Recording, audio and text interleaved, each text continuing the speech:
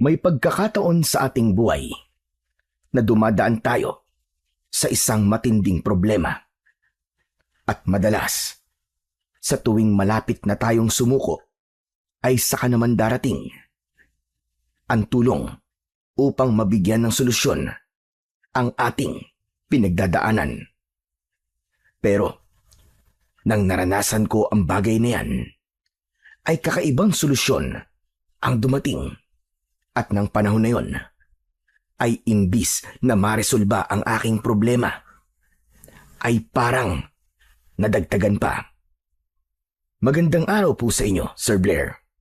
At pati na rin sa lahat ng inyong taga-suporta. Ako nga pala, si Jacinto. At ito, ang aking kwento. Bago ko tuluyang simulan ang aking kwento, ay hayaan niyo muna akong magbigay ng kaunting background sa buhay ko. Sa baryo kung saan ako isinilang at nagkaisip, ay kilala ako bilang isang albularyo. Ang kakayahan kong yon ay itinuro sa akin ng namayapa akong tatay at lolo. Pamilya talaga kami ng mga albularyo. Kahit ang aking lolo at ang mga naunang henerasyon sa kanya ay mga manggagamot din.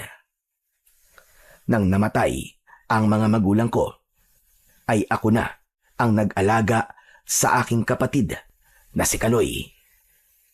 Nung isinilang siya, ay may problema na siya sa kanyang kaliwang paa. Dahil kapos kami sa pera, hindi kami nagkaroon ng pagkakataon na ipatingin siya sa doktor. Sinubukan naman siyang gamutin ng lolo at tatay ko, pero nabigo sila. Kaya madalas na nasa bahay lamang si Kaloy. Sa tuwing lumalabas kasi siya, ay madalas siyang tuksuin ng ibang mga bata dahil sa pilay niya.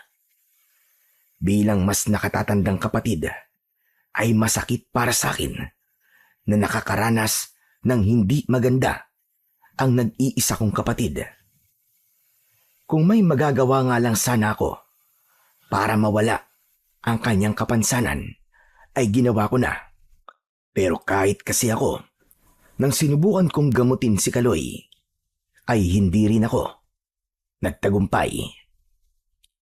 Isang umaga, isang babaeng sumasakit ang tiyan ang nagpagamot sa akin. Matapos ko siyang gamutin, ay inabutan niya ako ng 10 piso. Humingi pa siya ng pasensya sa akin dahil yun lang daw ang kaya niyang ibigay.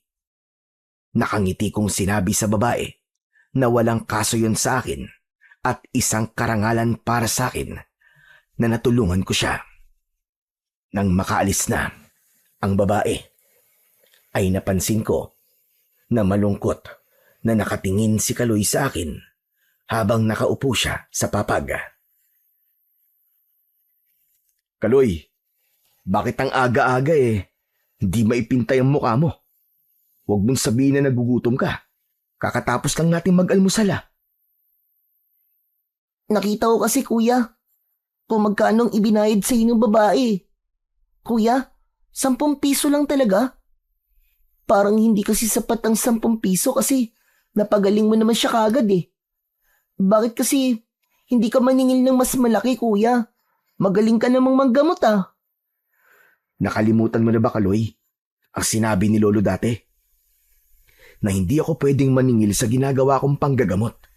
Kasi kapag ginawa ko yon, ay mawawala ang kakayahan kong magpagaling ng mga may sakit. Ang pwede ko lang tanggapin ay donasyon. Kung ano lang ang kayang ibigay ng mga tao, ay dapat ko yung tanggapin ng bukal sa aking kalooban. Kahit nga wala, ayos lang Pero para sa akin, kuya, hindi ayos yun. Malaki ang nagagawa mong tulong sa kanila.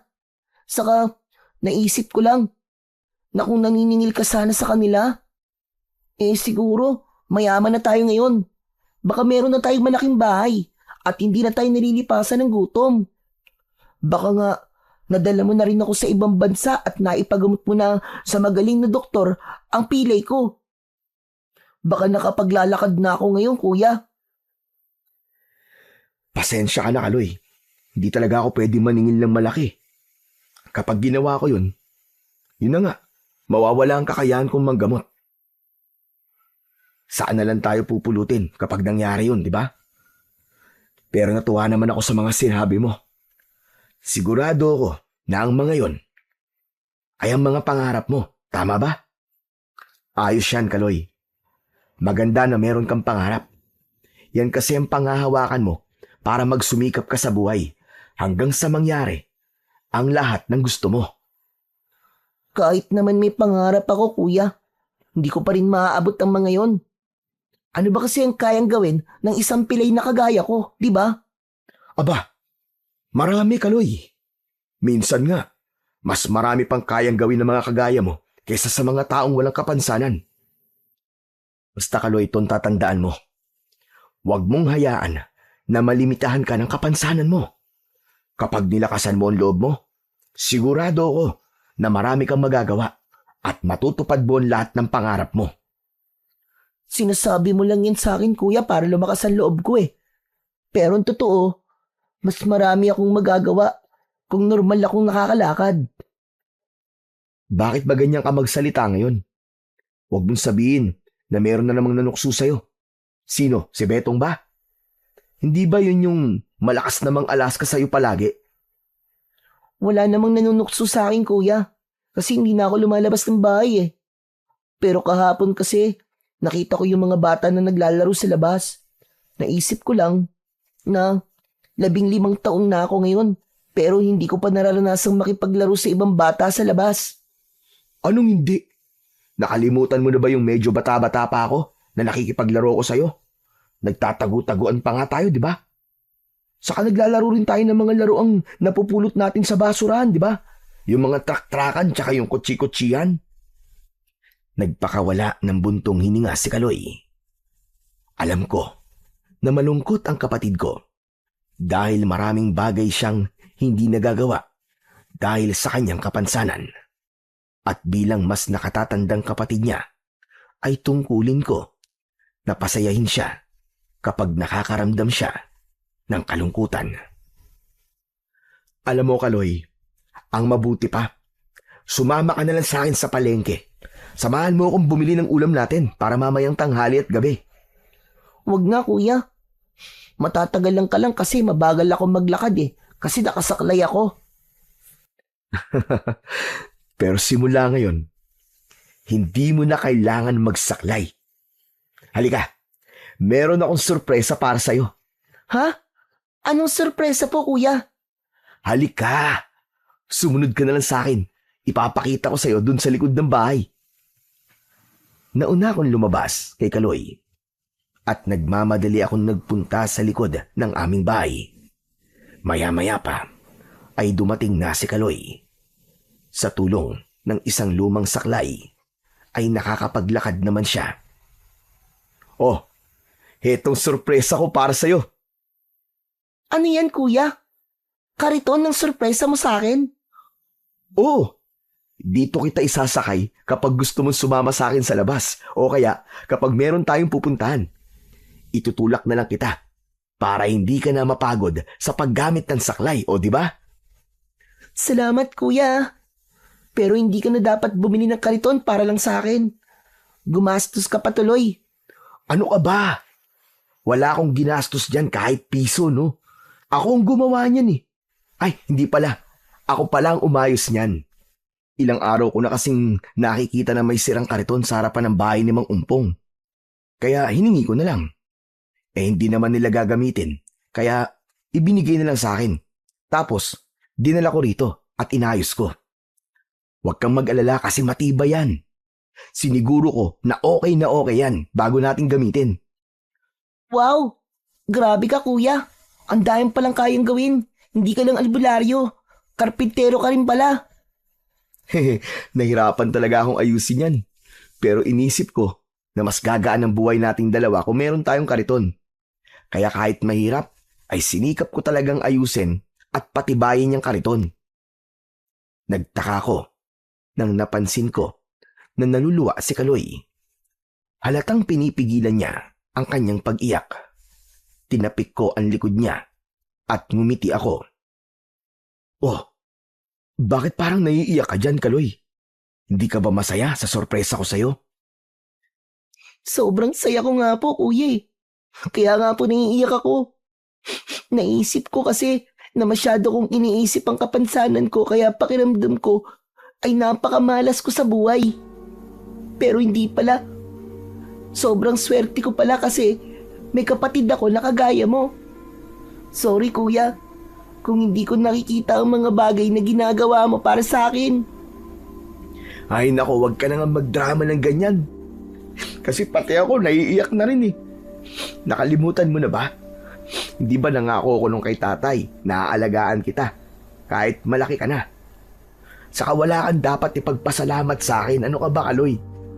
Ginagawa ko lang ang responsibilidad ko bilang kuya mo. Hindi na napigilan ni Kaloy ang yumakap sa akin ng maigpit. Tinapik ko ang likod niya at doon na siya tuluyang napagulgol. Naluwa na rin ako, pero ramdam ko ang nag-uumapaw na kasiyahan sa aking puso. Iba kasi talaga kapag alam mo na nakikita ng mahal mo sa buhay ang ginagawa mo para sa kanila at naririnig mo sa bibig nila ang salitang salamat. Maya-maya pa ay isinakay ko na si Kaloy sa kariton. Itinulak ko na yon papunta sa palengke. Tuwang-tuwa siya dahil hindi na niya kailangan na gumamit ng saklay. Kahit mainit ang sikat ng araw, ay hindi ako nagreklamo dahil sapat na sa akin na makitang masaya ang kapatid ko. Pagdating sa palengke, ay bumili ako ng kalahating kilo ng karne ng baboy at ilang pangsahog. Naisipan kong magluto ng minudo dahil paborito yon ng kapatid ko. Hindi nagtagal ay bumalik na kami sa aming bahay. Malapit na kami nang biglang nagsalita si Kaloy. Mas okay pala yung ganito, kuya. Mabuti na lang at naisipan mo to. Pero, kuya, parang pagod ka na. Ayos lang ako, Kaloy. Masaya ako kapag nakikita kang masaya. Saka, maganda nga to eh. Para nakakapag-ehersisyo ko kahit papano, di ba? Pagdating namin sa bahay, ay binuksan ko ang pinto. Isang puting sobre ang nahulog mula sa pagkakaipit sa pinto na noon ko lang napansin. May pagtatakang dinampot ko ang sobre. Nakasulat sa labas ng sobre ang pangalan ng isang bangko. Binuksan ko yon at binasa ang sulat na nasa loob. Nanlamig ako matapos kong basahin ang sulat. Nakalagay kasi roon na nakasangla sa bangko ang lupang kinatatayuan ng aming bahay at kailangan naming magbayad ng 100,000 piso. Kung hindi namin yun mababayaran, ay kukunin ng bangko ang lupa namin at kailangan naming umalis. Binalikan ko ang nakaraan at naalala ko na noong nagkasakit ang tatay ko at kinakailangang dalhin sa ospital, ay nabayaran agad ni Lolo ang bills namin sa ospital. Doon ko napagtanto na isinangla pala noon ni Lolo ang aming lupa. Kaya mabilis siyang nakakuha ng pera. Kuya, ayos ka lang ba? Kanina ka pa nakatulala dyan ah. Ano ba yung hawak mo? Sulat ba yan? Wala to. Meron lang nanghihingi ng abuloy para sa patay. Hayaan na natin to. Kasi wala naman tayong maibibigay eh. Eh bakit ka nakatulala, kuya? Parang bigla kang nagkaroon ng malaking problema eh. Ang dami mo talagang napapansin. Halika na nga. Pumasok na tayo para makapagluto na ako. Tulungan mo ako ha. Ikaw ang magbabalat ng carrots at patatas. Yun lang pala eh. Ang dali lang nun. Gusto mo, kahit ako pa ang maggayat ng bawang at sibuyas eh. O sige, pati yun gagawin mo na rin para mapabilis ang pagluluto ko. Okay? Okay na okay. Pinilit kong maging masaya. Naisip ko na huwag sabihin kay Kaloy na maaaring mapalayas kami sa aming bahay. Ayoko nang dagdagan pa ang pasanin ng kapatid ko. Kung kinakailangan na mag-isa kong problemahin ang bagay na yon, ay gagawin ko. Mula sa kariton ay binuhat ko si Kaloy at dinala ko siya sa loob ng aming bahay. Pinaupo ko siya sa kusina at inilatag ko sa harapan niya ang mga carrots at patatas na babalatan niya. Ako naman ay nagsimula ng hugasan ang karne sa batalan. Nang sandaling yon ay parang nawala ako sa akin sarili. Hindi ko kasi alam kung saan ako kukuha ng 100,000 piso. Hindi sapat ang donasyon na natatanggap ko sa aking panggagamot. Pero nangako pa rin ako sa sarili ko na gagawin ko ang lahat para hindi kami mawalan ng tiraan. Ang lupa at bahay na lang na yon ang meron kami ni Kaloy. Kaya hindi ako papayag na pati ang mga yon ay mawawala sa amin. Sa mga lumipas na araw ay hindi ko ipinahalata kay Kaloy ang problema namin. Mag-isa akong nag-isip kung paano ko mababayaran ang pagkakasanla ng aming lupa. Patuloy pa rin ako sa panggagamot at pagtanggap ng donasyon mula sa mga nagtitiwala sa aking kakayahan. Naging matipid din ako sa pera. Palagi akong nagtatabi kahit barya lang. Sinubukan kong mangutang sa mga taong kakilala ko, pero karamihan sa kanila ay walang naipautang sa akin. Naintindihan ko naman dahil alam ko na maging sila ay hirap din sa buhay. Kinapalan ko na ang mukha ko at lumapit ako sa aming mayor. Inilahad ko sa kanya ang aming problema. Nabigyan niya ako ng pera, pero hindi ganun kalaki. Mas malaki pa rin ang perang kulang sa kailangan naming mabayaran sa bangko. Pero kahit na anong tago ko sa problemang yun, ay hindi pa rin ako nakaligtas sa pagiging mapanuri ni Kaloy. Isang gabi, habang magkatabi kami sa papag, ay bigla siyang nagsalita. Kuya, okay ka lang ba? Oo naman. Bakit mo naman yan naitanong? Kasi kahit hindi ka nagsasabi sa akin, ay alam kong meron kang iniisip na problema. Madalas kasi kitang nakikita na tahimik at ang lalim ng iniisip. Ano ka ba? Wala akong problema, Kaloy. Iniisip ko lang kung paano ko pagkakasyahin yung perang meron tayo sa araw-araw nating gastos. Yun lang yun. Hindi ba? Dati pa natin yung problema. Pero palagi mo sinasabi na Diyos na ang bahalang magbigay sa atin. Malakas ang pakiramdam ko, kuya, na may mas mabigat kang problema. Hindi mo ba sinasabi sa akin kasi alam mo na wala naman akong magagawang tulong? Huy, ano ka ba? Huwag kang magsalita ng ganyan, Kaloy. Wala tayong ibang problema, kundi yung paano natin maitatawid ang pang-araw-araw na buhay natin. Ang mabuti pa ay matulog ka na. Gabing-gabi na eh. Saka inaantok na rin ako. Tumagilid ako at tumalikod kay Kaloy upang isipin niya na matutulog na ako. Paraan ko yun para makaiwas sa pag-uusap namin. Ayoko kasi na mahalata ng kapatid ko na meron pa kaming mas malaking problema na kinakaharap. Kinabukasan, 6:00 ng umaga na ako nagising.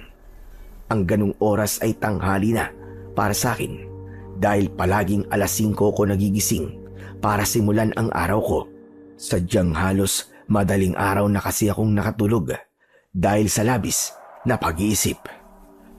Babangon na sana ako nang bigla akong natigilan dahil nakita ko si Kaloy na nasa kusina. Hawak niya ang sulat na ipinadala ng bangko. Nagmamadali akong bumangon at patakbo kong lumapit kay Kaloy. Mabilis kong inagaw sa kanya ang sulat at umasa ako na hindi niya yon nabasa. Kuya, yang bandaylan kung bakit problemado ka nitong mga nakaraang araw? Ano ba sinasabi mo? Hindi kita maintindihan eh. Saan mo ba nakuha tong sulat na to ha? Sa lagayan ng mga damit mo. Nakita ko kasi na magulo ang mga damit mo kaya naisipan kong ayusin. Tapos nakita ko yan. Nakalagay dyan na kung di tayo makapagbabayad ng 100,000 sa loob ng 6 na buwan, ay kukunin ng bangko tong lupa natin. Ang totoo niyan, di ko talaga alam kung kanino talaga ang sulat na to eh. Napulot ko lang to sa labas eh. Hindi ko nga alam na nadala ko pala yan dito sa bahay natin at nailagay ko pa sa mga damit ko.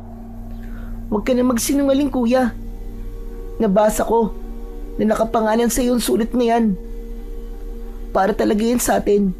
Saka natatandaan ko na may sulat kang kinuha nung isang araw. Yung sinabi mo na may nanghihingi ng abuloy. Alam kong yan yun. Bakit hindi mo sinabi sa akin ang tungkol dyan, kuya? Wala na pala akong lusot sa'yo, Kaloy. Sige, magsasabi na ako ng totoo.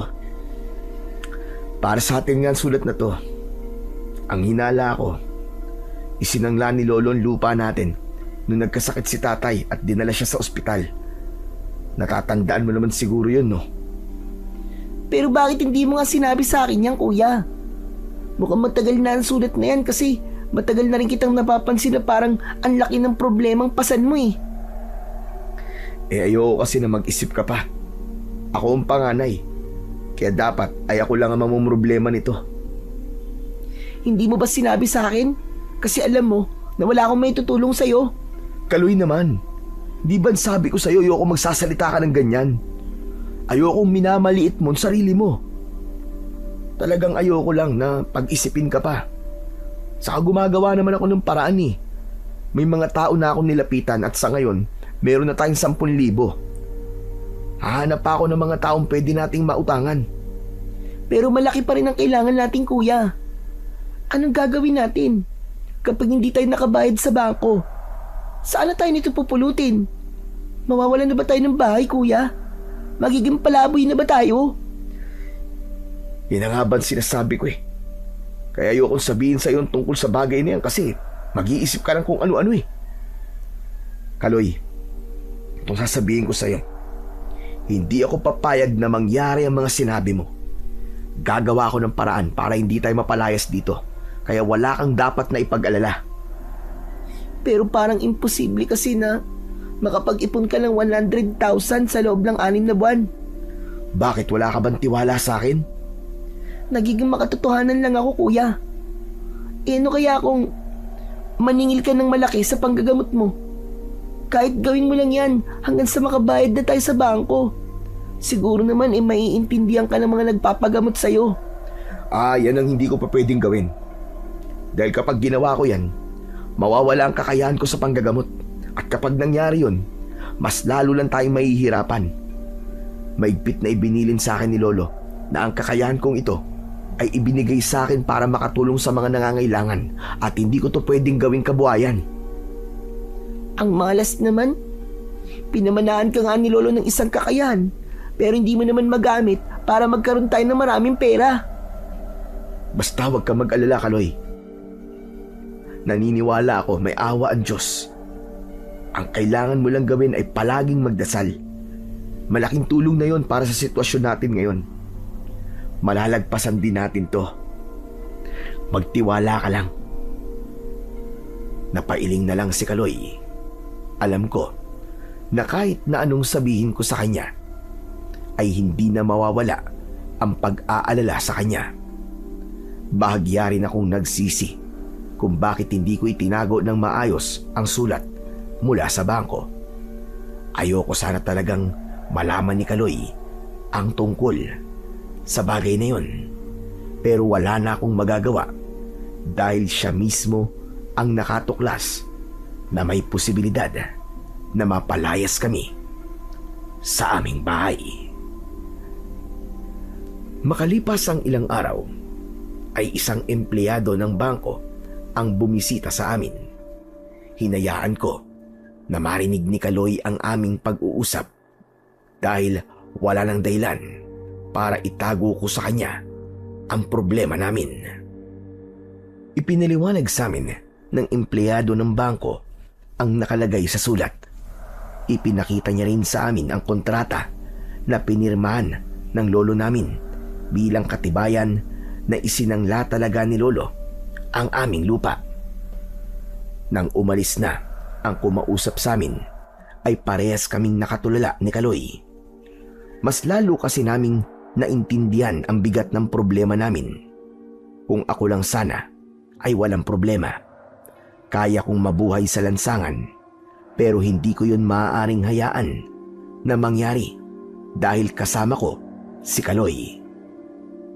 Bahagya akong napapitlag nang may kumatok sa pinto ng aming bahay. Tumayo ako na parang wala sa sarili. Pagbukas ko ng pinto ay isang matandang lalaki ang aking nakita. Matangkad siya at medyo payat ang pangangatawan. Hindi ko siya kilala, kaya sigurado ko na dayo siya sa aming lugar. Ano pong kailangan nyo? At sino po kayo? Ako si Kapitan Goryo. Kapitan ako ng isang maliit na baryo na kung tawagin ay Santa Teresa. Santa Teresa? Alam ko po ang lugar na yun at napakalayo po nun. Ikaw ba ang albularyong si Jacinto? Yung apo ni Panyeng? Ako nga po. Magpapagamot po ba kayo? Naku, pasensya na po pero pwede po bang bumalik na lang kayo sa ibang araw? Medyo hindi po kasi maganda ang pakiramdam ko ngayon eh. Baka hindi ko po kayo magamot ng maayos. Mukha ba akong may sakit para isipin mong magpapagamot ako sa'yo? Kung ganun, ano po bang kailangan nyo? Kung hindi po kayo magpapagamot sa akin. Albularyo po ako at lahat po na nagpupunta rito ay may sakit. Kaya naisip ko po na ganun din po kayo. Hindi kita sinadya rito para magpagamot. May iba akong dahilan kung bakit kita pinuntahan. Ano po yun? Baka pwedeng sa loob na tayo mag-usap. Napakainit dito sa labas at nauuhaw rin ako. Baka mabibigyan mo ko ng tubig. Napakalayo pa kasi ng pinanggalingan ko. Sige ho. Pasok po kayo. Pasensya na po at maliit lamang ang aming bahay. Pumasok si Kapitan Goryo at pinaupo ko siya. Wala naman akong naramdamang kakaiba sa kanya. Kaya tiwala ko na hindi siya masamang tao kahit noon ko lang siya nakita. Siya nga po pala, Kapitan. Siya po ang kapatid ko na si Kaloy. Yung tubig ko, baka pwedeng unahin mo na muna yun. Ay, sorry, oo nga pala. Pasensya na po, sige po. Ikukuha ko muna kayo ng tubig. Nagmamadali akong pumunta sa kusina para kumuha ng isang baso ng tubig. Pagkatapos ay binalikan ko si Kapitan Goryo at ibinigay ko yon sa kanya. Dire-diretso niyang inubos yun. Ang sarap ng tubig niyo rito. Saan kayo kumukuha? Doon lang po sa may poso. Pero pinakukuluan po muna namin yan bago ilagay sa water jug. Mukhang malinis naman pala ang tubig niyo rito. At hindi ako magkakasakit. Hindi ko naman po kayo paiinumin ng tubig na alam ko po magkakasakit kayo. Pero pwede na po ba natin pag-usapan yung dahilan kung bakit po kayo pumunta rito? Nabanggit niyo po si Lolo Panyeng kanina. Kung siya po ang ipinunta niyo rito, ikinalulungkot ko po pero matagal na po siyang patay eh. Alam kong patay na si Panyeng. Nakipaglibing pa nga ako noon. Pero siguro ay hindi mo ako napansin. Ay, hindi nga po.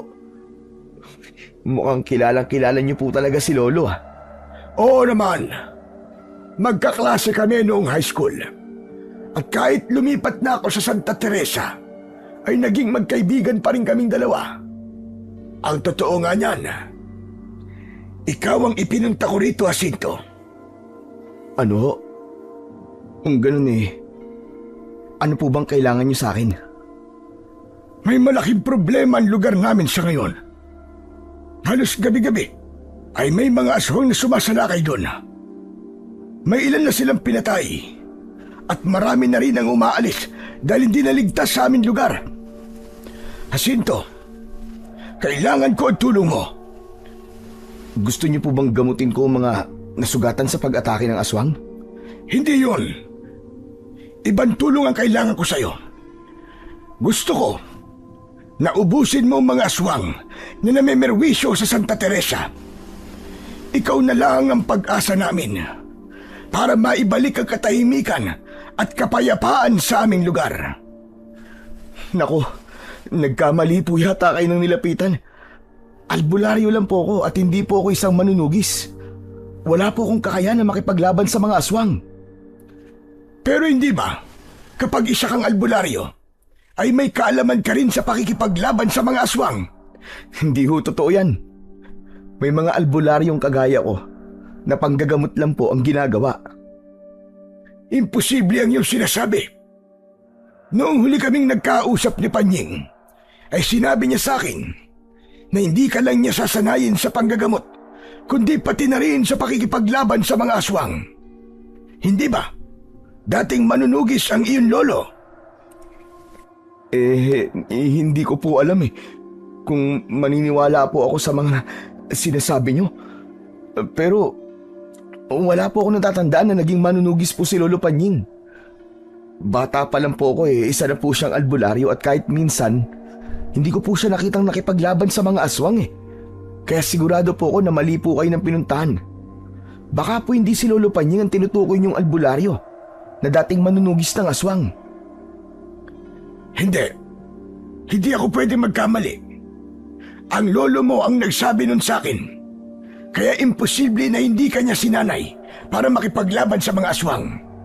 Ang sabi pa nga niya ay meron siyang ginagamit na agimat at sandata na hindi ko na maalala kung anong klaseng sandata yon. Pero ang tanging agimat lang po na pinamana po sa akin ni Lolo ay ito pong suot ko. Pero ito po ay ginagamit ko lamang sa panggagamot ko. Wala po itong kapangyarihan para bigyan po ako ng kakayahan na makipaglaban po sa mga aswang. Pero malay mo naman, marunong kang makipaglaban sa mga aswang. Nakikiusap ako sa iyo, Jacinto. Tulungan mo kami. Wala kasing kahit isa sa amin ang may lakas ng loob na labanan ng mga aswang. Kung walang nalaban sa mga halimaw na yon, hindi magtatagal ay mauubos ang tao sa aming lugar. Naku, pasensya na po talaga kayo, Kapitan Goryo. Hindi ko po kaya ang gusto niyong gawin ko Hindi ko po ilalagay sa peligro ang buhay ko dahil ayokong may masamang mangyari sa akin. Ako na lang po ang kasama ng kapatid ko at nakikita niyo naman po na may kapansanan siya. Kapag po nawala ko, mahihirapan po ng sobrang kapatid ko. Sana naman po maintindihan niyo. Naiintindihan naman kita, Jacinto. Pero nagbabakasakali lang talaga ako na matutulungan mo kami. Ang totoo niyan ay handa kaming bayaran ka sa bawat aswang na mapapatay mo. Hindi na po magbabago ang desisyon ko. Kahit po bayaran niyo pa ako, ay hindi ko gagawin ng isang bagay na hindi ko naman kayang gawin. Mawalang galang na po, pero makikisali lang po ako sa pag-uusap nyo. Magkano po ba sana ang ibabayad nyo sa bawat aswang po na mapapatay ni Kuya? 10,000 piso. Wala na kami magagawa kundi gamitin ang pondo ng aming lugar. Alam ko rin na hindi biro at hindi madali ang pumatay ng aswang. Kaya ganun kalaki ang perang ibabayad namin. Nanlalaki ang mga matang napatingin ako kay Kaloy. Alam ko na parehas ang tumatakbo sa isip namin. Kung tatanggapin ko ang alok ni Kapitan Goryo, ay may posibilidad na makapag-ipon kami ng mabilis at makakapagbayad kami sa bangko. Pasensya na po talaga kayo. Pero hindi ko po talaga kaya ang pinapagawa niyo sa akin Kahit pa kailangan na kailangan namin ng pera ngayon, ay hindi ko po gagawin ng isang bagay na wala po akong alam. Hindi po sa dahil natatakot ako kundi dahil ayoko pong umasa ang mga tao sa lugar nyo na ako po ang tatapos sa panggugulo roon ng mga aswang. Naiintindihan ko. Pero kung sakaling magbago ang isip mo, ay puntahan mo lang ako sa Santa Teresa. O siya, sige, aalis na rin ako. Kailangan ko kasing makabalik sa amin bago sumapit ang dilim. Sige ho, mag-iingat po kayo. Ipagdadasal ko po na sana'y makita niyo na po ang tamang tao na makakatulong po sa inyo. Maraming salamat, Jacinto. At sa'yo na rin, Kaloy. Matapos yon, ay umalis na si Kapitan Goryo. Naramdaman ko ang lungkot niya. Sigurado ko na desperado na siya na tapusin ang problema sa lugar nila. Kung may maitutulong lang sana ako sa kanila, ay hindi ako magiging madamot na tumulong. Kuya, anong ginawa mo? Bakit mo tinanggihan yung alok ni Kapitan Goryo? Hindi mo ba narinig yung sinabi niya? 10,000 piso ang ibabayad nila sa'yo kada isang aswang na mapapatay mo. Kung makakapatay ka ng 10 aswang, makakabayad na tayo sa bangko, kuya. Kung higit pa sa 10 ay meron tayong may tatabing pera na pwede nating gamitin para makapagpatayo tayo ng maliit na negosyo. Sa totoo lang, Kaloy, nangihinayang din ako sa perang maaari kong kitain kung gagawin ko ang pinapagawa ni Kapitan Goryo. Pero albularyo lang ako at hindi ako manunugis ng aswang. Saka sigurado ako napakahirap patay ng isang aswang, Kaloy. Ano pa kaya yung 10 aswang, di ba? Baka nga sa unang aswang pa lang nalalabanan ko Diyos ko, baka mamatay na ako. Hindi ba ang palagi mong sinasabi sa akin ay maging positibo palagi ang isip ko? O bakit ngayon? Bakit hindi mo magawa yung kuya? Para namang napakasimpleng bagay lang ang kailangan kong gawin. O sige, isipin mo. Paano kung tinanggap ko yung alok ni Kapitan Goryo tapos mamatay ako sa pakikipaglaban sa mga aswang? O paano ka na? Kaya mo na bang mabuhay nang wala ako sa tabi mo? Hindi. Pero paano kung magtagumpay ka, kuya? Paano kung magawa mo makapatay ng 10 aswang o ng masigit pa? E di tapos na ang problema natin. Imposibleng mangyari ang sinasabi mo. Hindi nga kasi ako marunong makipaglaban sa mga aswang. Ano ka ba? Pero paano nga kung yun na pala ang sagot sa problema natin, kuya? Sigurado ako na mayroon pang ibang paraan para makabayad tayo sa bangko.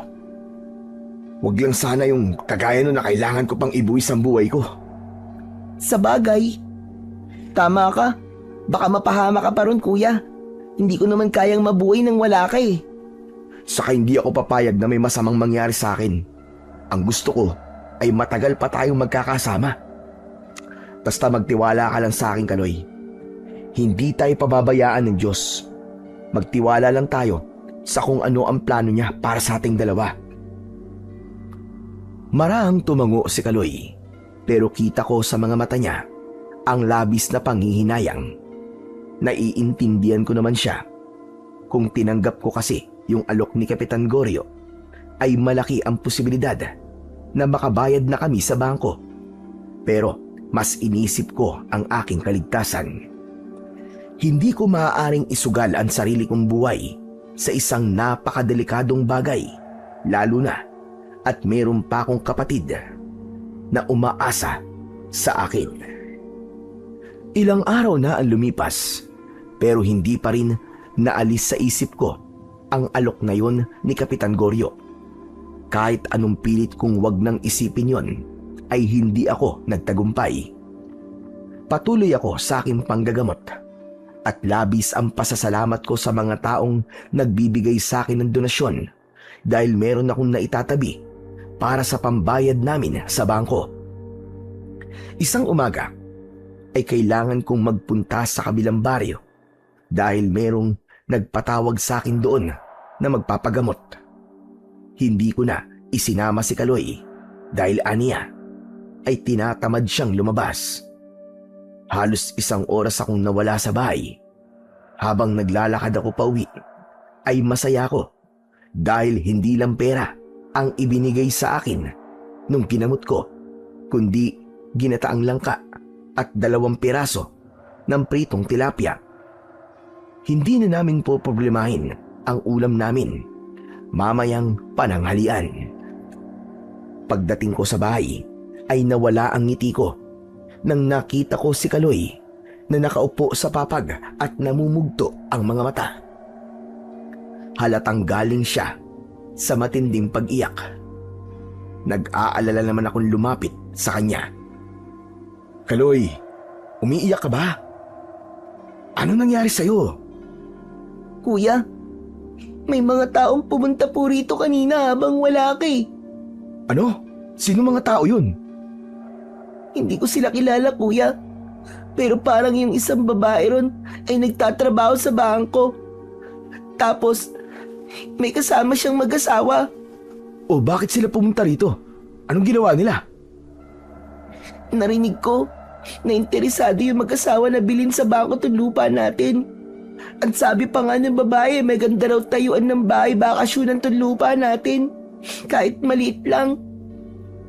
Kuya, mapapalayas na ba tayo rito? Grabe naman sila. Nakatira pa nga tayo rito pero ibinibenta na nila. Hindi pa nga nila alam kung makakabayad ba tayo o hindi. Baka kasi alam nila na wala tayong pambayad. Kaya binibenta na nila, kuya. Kahit na, di dapat nila ginawa yun. Masyado silang nakakainsulto. Pero wag kang mag-alala, Kaloy. Gumagawa naman ako ng paraan eh. Makakaipon din tayo ng pera na pambayad sa bangko. Hindi nila makukuha ang lupang to sa atin. Pinapangako ko yan, Kaloy. Tinapik ko sa likod ang nakababata kong kapatid. Hindi ko ipinaramdam sa kanya na nabahala ako sa sinabi niya. Mas lalo ko tuloy na pagtanto na kailangan kong magpursige sa pag-iipon ng pera. Ngunit hindi ko na talaga alam kung saan ako kukuha ng pambayad namin sa bangko. Nang sandaling yon, ay umaasa na lang ako na magkakaroon ng himala. Kinabukasan ay muli akong nanggamot sa ibang lugar. Bago ako umalis ay sinabi ko kay Kaloy na kung may darating ulit na taong galing sa bangko ay sabihin niya na umalis ang mga yon at bumalik na lang kapag nandun ako. Dahil medyo malayo ang lugar na pinuntahan ko, ay magtatanghali na nang nakabalik ako sa bahay. Bumili ako ng ulam sa karinderya dahil sigurado ko na sa oras na yon ay gutom na ang kapatid ko. Nagtaka ko nang malaman ko na wala sa loob ng bahay si Kaloy. Kahit sa likod ng bahay ay wala rin siya. Saan kaya nagpuntang mokong na yun? Di naman siya umaalis kapag mag-isa lang siya rito sa bahay ah.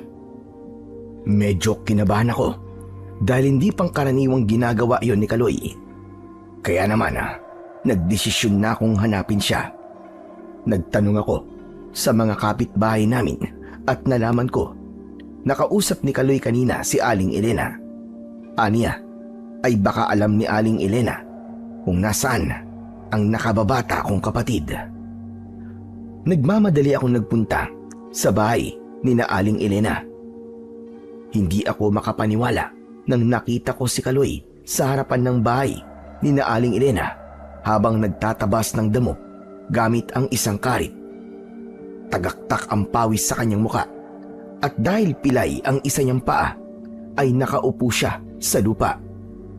Nilapitan ko si Kaloy at kahit nasa harapan na niya ako, ay hindi pa rin niya ako napansin dahil abala siya sa kanyang ginagawa. Kaloy? Kuya, ano ginagawa mo rito?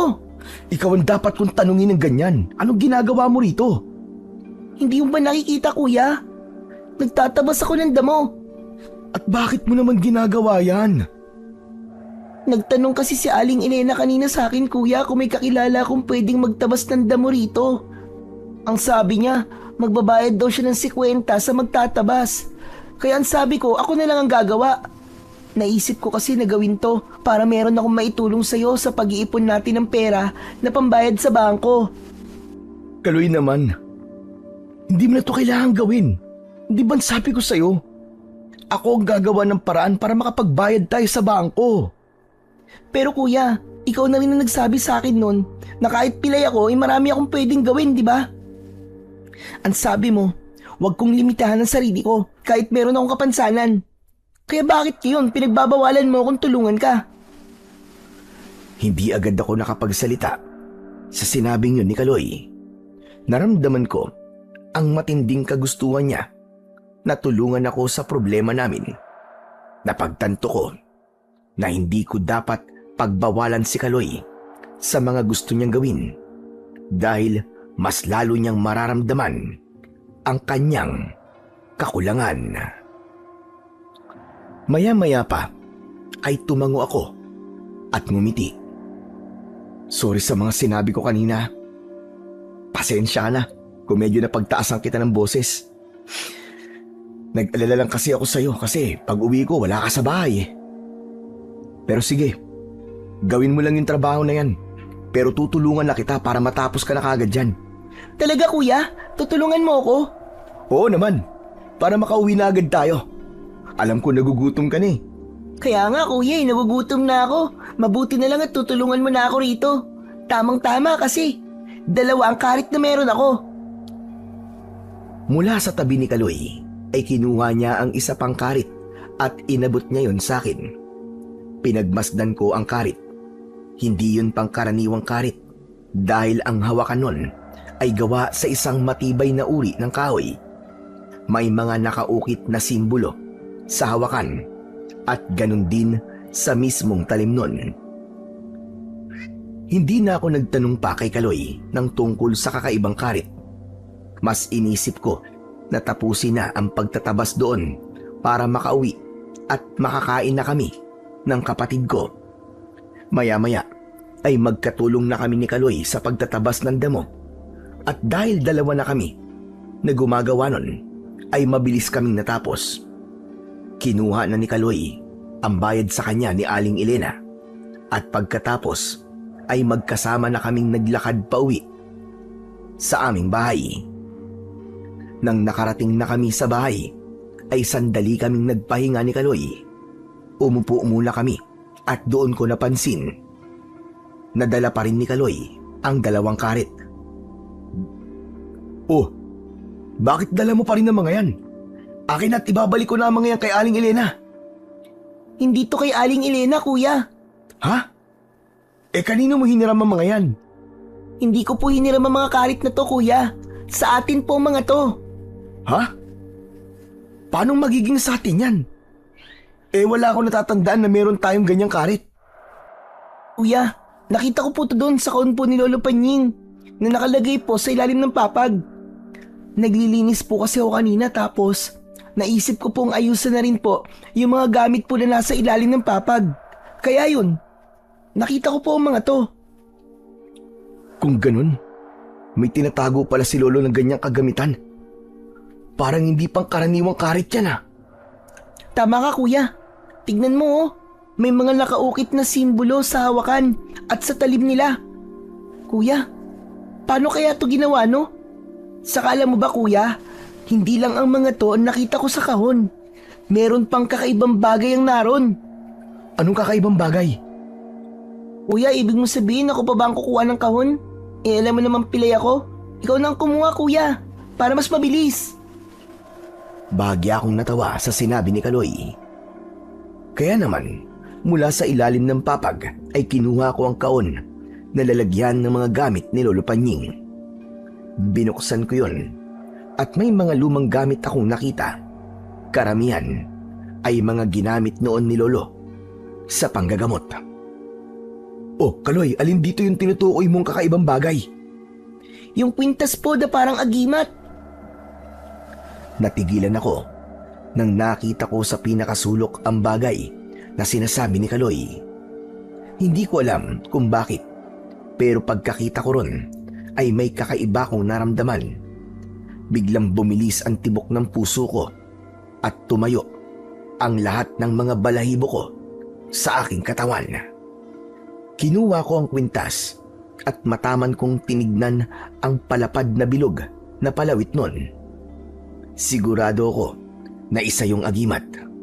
Ang hindi ko lang alam ay kung para saan ang agimat na yon. Matapos yon ay bumalik na ako sa pagkakaupo sa tabi ni Kaloy. Ano sa tingin mo kuya? Agimat kaya yan? Oo, isa nga tong agimat.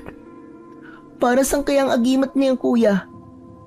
Hindi kaya sa panggagamot din? Imposible. Sigurado ako na hindi to para sa panggagamot. Ang sabi kasi nun ni Lolo Panying ay isa lang ang agimat na meron siya na ginagamit niya sa panggagamot sa mga may sakit. At ang agimat na yon, nasa akin na ngayon.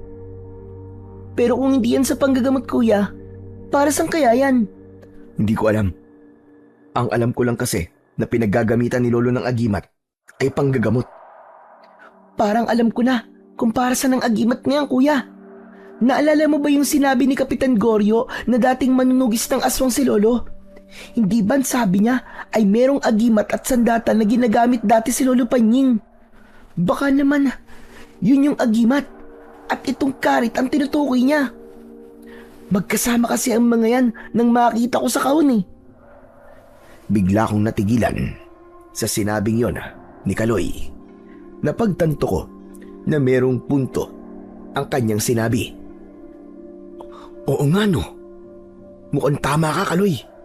Siguro ay hindi sa atin sinabi ni Lolo na naging manunugis siya nun dahil tinalikuran niya na ang pakikipaglaban sa mga aswang bago pa tayo ipanganak. Baka nga may plano talaga si Lolo na sanayin ako para maging isang manunugis. Pero hindi niya na nagawa kasi sumakibilang buhay na siya. May punto ang mga sinabi mo, kuya. Kaya lang, hindi pa rin tayo sigurado sa bagay na yan. Kaya nga, pero may kilala ako na pwedeng makapagkumpirma sa atin kung para saan ang agimat na to, pati na ang mga karit na yan. Si Kapitan Goryo? Tama ka. Kailangan ko siyang puntahan sa Santa Teresa. Kung sakali na para nga sa pakikipaglaban sa mga aswang ang agimat na to, ay baka tanggapin ko na ang alok niya na ubusin ang mga aswang sa lugar nila. Talaga, kuya? May ikipaglaban ka na sa mga aswang? Ibig sabihin, makakapag-ipon na tayo ng mas mabilis para sa pambayad natin sa bangko. Depende pa rin sa malalaman natin tungkol sa agimat na to. Siguro, bukas na bukas din ay pupunta ako sa Santa Teresa. Kuya, pwede ba akong sumama sa'yo? Ay oo nga pala no. Di kita pwedeng iwan dito na mag-isa. O sige, sasama na lang kita. Kahit delikado ngayon sa Santa Teresa, ay wala naman akong magagawa kundi ang isama ka.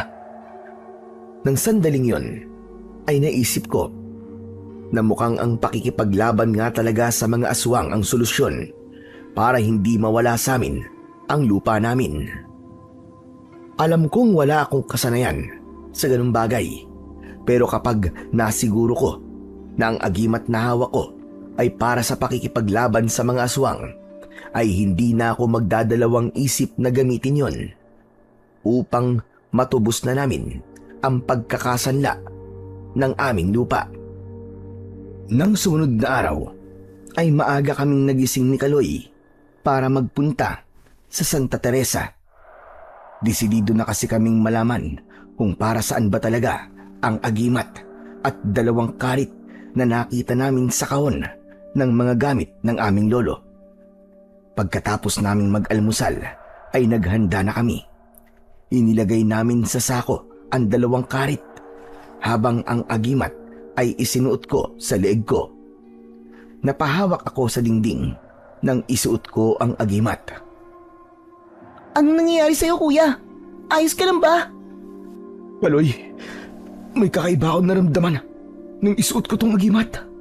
Parang may kuryenteng gumapang sa buong katawan ko. Hindi ko maipaliwanag ng maayos pero parang biglang gumaan ang pakiramdam ko. Hindi kaya yan na yung kapangyarihan ng agimat na yan, kuya? Baka lumakas ka na, kuya. Baka kaya mo na makipaglaban sa mga aswang. Masyado ka namang excited, Kaloy. Kailangan muna nating makausap si Kapitan Goryo. Sigurado ako na alam niya ang itsura ng agimat na ginamit ni Lolo nun sa pakikipaglaban sa mga aswang. Ang mabuti pa umalis na tayo. Masyadong malayo ang Santa Teresa at hindi tayo pwedeng magpaabot ng dilim sa daan. Matapos yun, ay umalis na kami ni Kaloy. Isinakay ko siya sa kariton kasama ng dalawang karit at ng saklay niya. Itinulak ko ang kariton palabas ng aming baryo. Pwede naman kaming sumakay ng tricycle, pero kailangan naming tipirin ang perang meron kami. Malayo ang Santa Teresa at medyo malaki ang magagastos namin para sa pamasahe. Nang nakarating na kami sa mismong kalsada, ay huminto na kami para mag-abang ng jeep na sasakyan namin papunta sa Santa Teresa. Hindi nagtagal ay isang jeep ang dumaan at tinanong ko kung magkano ang kailangan naming bayaran hanggang Santa Teresa, at doon ko nalaman na kulang ang perang dala namin. Sinabi ko sa jeepney driver na baka pwede niya kaming dalhin ng kapatid ko kung hanggang saan lamang aabot ang pera namin. Pumayag naman siya. Pinauna ko si Kaloy sa pagsakay habang ang kariton ay inilagay ko sa ibabaw ng jeep. Makalipas ang ilang oras ay bumaba na kami ni Kaloy. Lagpas na ng tanghali kaya masakit na sa balat ang sikat ng araw. Isinakay ko na sa kariton si Kaloy at nagsimula na akong magtulak. Malayo pa ba ang Santa Teresa, kuya? Oo, sa palagay ko nga aabutin pa tayo ng dilim dito eh. Pero huwag kang mag-alala kasi pagdating natin doon, hahanapin kagad natin si Kapitan Goryo. Siguro naman ay papayag siya kung makikituloy tayo sa kanya. Ano kaya kung maglakad na lang ako, kuya? Baka mapagod ka kagad niyan eh. Malayo pa pala ang Santa Teresa. Ayos lang ako, Kaloy. Ayoko na pati ikaw ay mapagod. Saka pwede naman ako magpahinga kung pagod na ako, di ba? Ay, oo nga pala. Kung nauuaw o nagugutom ka na, kunin mo dyan sa bag yung tubig at tinapay, ha? Okay lang naman po ako, kuya. Tipirin na lang po natin yung tubig at tinapay na dala natin kasi hindi natin alam kung anong oras tayo makakarating kina Kapitan Goryo. Oo nga, no? Sa bagay, tama ka.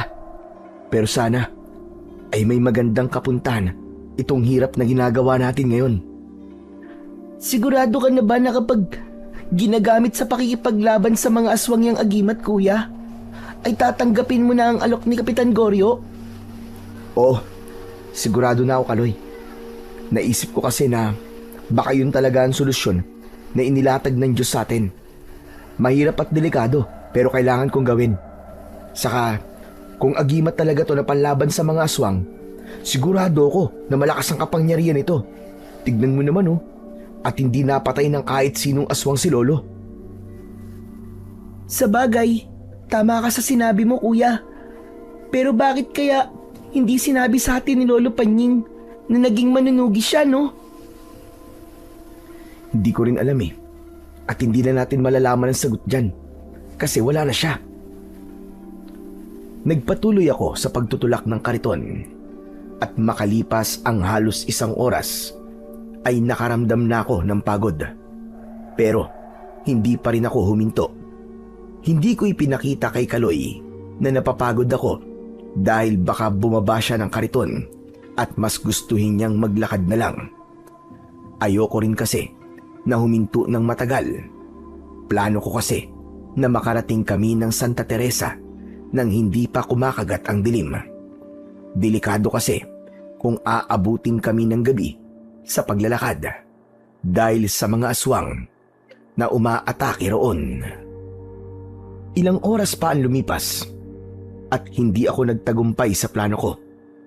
Kahit ilang minuto lamang akong nagpahinga ay inabot pa rin kami ni Kaloy ng dilim bago namin narating ang Santa Teresa. Nang nasa Santa Teresa na kami, ay isa pang problema ang aming kinaharap. Wala kaming mapagtanungan kung saan nakatira si Kapitan Goryo dahil lahat ng bahay ay nakasarado na. Wala kaming nakitang kahit isang tao sa labas. May isang bahay lang kaming kinatok pero sinigawan kami ng babaeng nasa loob at napagkamalan pa kaming aswang. Dahil doon ay napagtanto ko kung gaano katindi ang takot ng mga tao roon sa mga aswang. Wala na kaming nagawa kundi ang ikutin ang Santa Teresa at umasa na makikita namin ang bahay ni Kapitan Goryo. Kuya, parang imposible namang malaman natin kung nasa ng bahay ni Kapitan Goryo kasi wala tayong mapagtanungan. Kaya nga eh. Pero wala na tayong magagawa kasi nandito na tayo eh. Umasa na lang tayo na makikita natin si Kapitan Goryo. Sa totoo lang, kanina pa ako natatakot, kuya. Pakiramdam ko kasi ay may nakasunod sa atin. Ha? May nakasunod. Wala naman ah. Alam mo Kaloy, guni-guni mo lang yun. Saka kung may aswang na nakasunod sa atin, dapat kanina pa niya tayo inatake. Sinasabi mo lang yan kuya para hindi ako matakot eh. Malay ba natin kung naghihintay lang siya ng tamang pagkakataon para umatake? Sige, hihinto ako sandali para tignan kung meron nakasunod sa atin. Oh, wala naman eh. Kahit isang tao, wala akong nakikita sa paligid natin. Tao wala, pero aswang meron. Kahit aswang wala rin. Alam mo Kaloy, tinatakot mo lang ang sarili mo. Walang aswang sa likod natin. Sa likod natin kuya, wala. Pero sa harapan meron. Hindi lang isa, kundi 3 aswang. Tumingin ako sa unahan namin at nagimbal ako nang malaman ko na nagsasabi ng totoo si Kaloy. 3 aswang nga ang papalapit sa amin. Nakakatakot ang kanilang itsura. Para silang mga nilalang na hinugot mula sa kailaliman ng impyerno. Nanlilisik ang malalaki nilang mga mata. Mahaba ang kanilang mga kuko at matutulis ang kanilang mga pangil. Tila gutom na gutom sila dahil may malapot pang laway na tumutulo mula sa kanilang bibig. Mahina silang umaangil na para silang mababangis na hayop. Hindi na ako nag-isip. Maigpit kong hinawakan ng kariton at pinihit ko yun patalikod sa mga aswang. Mabilis akong tumakbo, ngunit hindi pa man kami nakakalayo, ay mabilis na tumakbo ang isang aswang papunta sa aming unahan. Hinarangan niya kami ni Kaloy, habang ang 2 aswang naman ay nasa aming likuran. Kuya, anong gagawin natin? Hindi na tayo makakatakas sa kanila. Hindi! Akong bahala, Kaloy! Hindi ako papayag na masasaktan ka ng mga halimaw na yan! Yung mga karet, Kaloy! Akin na! Bilisan mo! Nagmamadaling binuksan ni Kaloy ang sako at mula roon ay inilabas niya ang 2 matutulis na karit. Agad kong kinuha ang mga karit nang iabot yun sa akin ng kapatid ko. Pagkahawak ko sa mga karit ay may kakaiba kong naramdaman. Tila may kung anong napakalakas na enerhiya ang kumawala mula sa agimat na nakasabit sa aking leg at gumapang yon patungo sa mga karit. Hindi ako makapaniwala nang sa isang iglap ay naramdaman ko ang biglang paglakas ng aking katawan. Nawala rin ang takot ko ng sandaling yon. Hindi ko alam kung dahil ba yon sa may kapangyarihan talaga ang agimat at ang mga karit o dahil sa gagawin ko ang lahat para protektahan ang aking kapatid. Magkakasabay na sumugod ang 3 aswang. Malakas na napasigaw si Kaloy. Mabilis kong tinansya ang distansya nila sa amin at ang una kong inatake ay ang nag-iisang aswang na mas malapit. Gamit ang karit sa kaliwa kong kamay ay ginilitan ko ang kanyang leg. Agad kong nilapitan ang 2 aswang na mabilis na tumatakbo papunta kay Kaloy. At bago pa nila malapitan ang kapatid ko, ay sabay kong itinarak ng pataas ang karit sa kanilang leg. Tumagos sa ibabaw ng bunbunan ng mga aswang ang dulo ng karit. Nang hugutin ko ang mga karit, ay sabay silang bumagsak sa lupa. Parang fountain ang dugo na umaagos sa kanilang bungo. Nang masiguro kong patay na ang mga aswang, ay saka ko nilapitan si Kaloy. Kaloy, ayos ka lang ba? Hindi ka ba nasaktan? Hindi kuya. Hindi naman nila ako nilapitan eh, dahil ang bilis mong gumalaw. Talaga? Mabilis akong gumalaw? Pero ang pakiramdam ko kanina, normal lang naman ang bilis ko. Hindi kuya, ang bilis mo kaya. Kanina ko lang nakita na ganun kakabilis. Saka ang bilis mo ring napatay yung 3 aswang. Akala ko talaga kanina ay magre-reunion na tayo sa langit kasama si nanay at tatay at lolo eh. Sa palagay ko, ay ang agimat at ang mga karit na to ang tumulong sa atin. Sa ngayon, mas malakas na ang kutob ko na ginamit nga ito noon ni Lolo sa pakikipaglaban sa mga aswang. Natigilan kami ni Kaloy nang mapansin namin ang paglabas ng mga tao mula sa kanilang bahay. Bakas ang gulat sa mga mukha nila nang nakita nila ang mga aswang na walang buhay na nakahandusay sa lupa. Maya-maya lang ay isang pamilyar na muka ang aming nakita. Palapit sa amin si Kapitan Goryo at kahit siya ay gulat na gulat. Kapitan, mabutit nagpakita na po kayo sa amin. Kanina pa po namin kayo nahanap eh. Diyos ko! Totoo bang nakikita ko? May mga patay na aswang dito sa Santa Teresa! Totoo po nakikita nyo, Kapitan. At si Kuya Jacinto po ang pumatay sa mga yan. Sayang po at hindi niyo po nakita kung gaano niya kabilis na napatay ang 3 aswang. Hindi nga po yata siya pinagpawisan eh. Jacinto, akala ko ba wala kang kakayahan na makipaglaban sa mga aswang? Ibig bang sabihin ay nagsinungaling ka sa akin nung unang beses tayong nagkausap? Hindi ko, Kapitan Goryo. Hindi po ako nagsinungaling sa inyo. Pero pwede po bang dalhin niyo muna kami ni Kaloy sa bahay niyo? Doon na lang po natin pag-usapan ng lahat. Isa pa, kailangan din po kasi namin ng matutuluyan ngayong gabi. Abay, walang problema doon. Halika kayo, sumama kayo sa akin. Bago kami umalis, ay inutusan muna ni Kapitan Goryo ang ilang kalalakian na sunugin ang katawan ng 3 aswang. Matapos yun, ay sinundan namin ni Kaloy si Kapitan Goryo papunta sa bahay niya. Hindi nagtagal ay nakarating na kami sa bahay ni Kapitan Goryo. Ang tanging kasama niya roon ay ang kanyang asawa na si Aling Celia. Ang mga anak naman nila ay pansamantala nilang pinatira sa bahay ng kapatid ni Kapitan Goryo dahil mas ligtas ang mga yun doon. Ipinaghain muna kami ni Aling Celia ng pagkain dahil hindi na nakatiis si Kaloy na sabihin na nagugutom na siya. Habang kumakain kami, ay doon na kami kinausap ni Kapitan Goryo. Tama ba ang aking hinala kung bakit kayo nandito? Pumapayag ka na ba sa alok ko, Jacinto? Bago po sana ako pumayag, ay meron po sana akong bagay na gusto mo nang kumpirmahin. Ito po bang agimat na suot ko? Ang agimat na sinasabi niyo na ginamit ni Lolo Panying nung isa pa siyang manunugis? Oo, yan nga yun. Hindi ako pwedeng magkamali.